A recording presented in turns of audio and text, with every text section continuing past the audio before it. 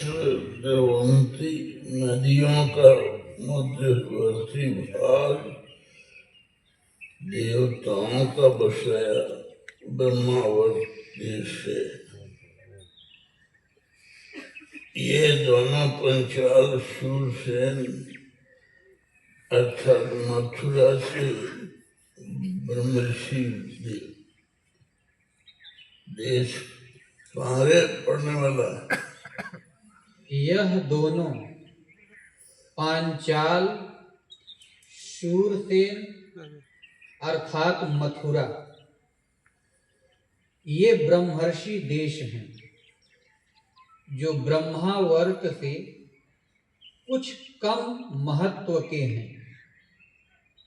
सरस्वती नदी से पूरब, प्रयाग से पश्चिम, हिमालय और विंध्य पर्वत के मध्य के भूभाग को मध्य देश कहते हैं।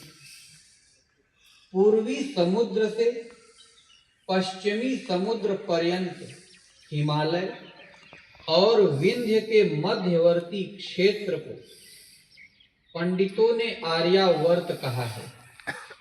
अर्थात काशी के समीप मिर्जापुर में जो विंध्याचल है वहां से लेकर हिमालय की घाटी के बीच का भूभाग आर्यावर्त है, जहां काले हिरण उलाचे भरते हैं।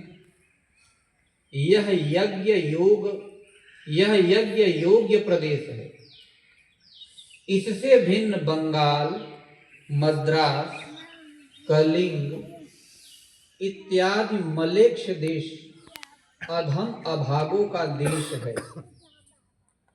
द्विजों को प्रयत्न पूर्वक आर्यावर्त में ही रहना चाहिए। जीवन पर संकट आने पर शूद्र किसी भी देश में रह सकते हैं। इस प्रकार सृष्टि उत्पत्ति प्रकरण संक्षेप में पूर्ण हुआ। स्मृति में वर्णित इन विधाता को यह भी ज्ञात नहीं है कि हिमालय के आगे चीन है, समुद्र के पार अफ्रीका इत्यादि महाद्वीप हैं।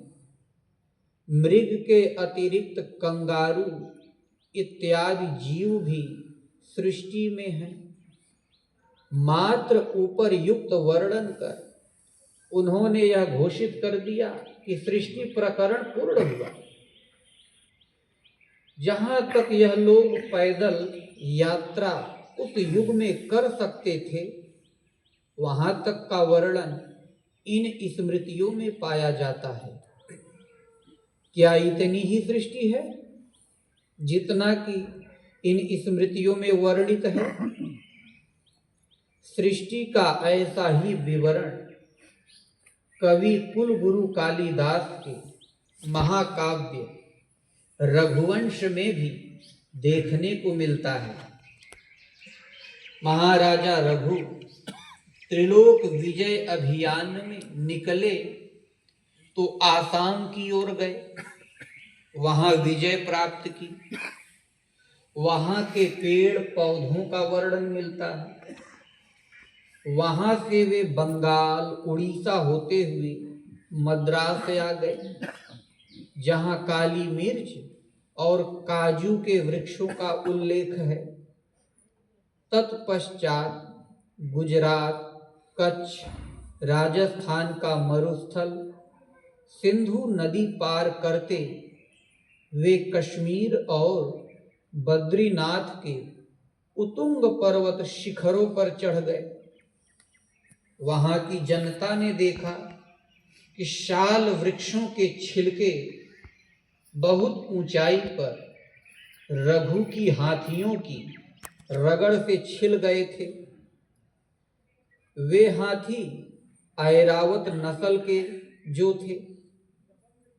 तत्पश्चात महान प्रतापी महाराज रघु ने एक बाण पाताल में मारा तो वहां का राजा बलि रक्षा और शरण की याचना करने लगा महाराजा रघु से।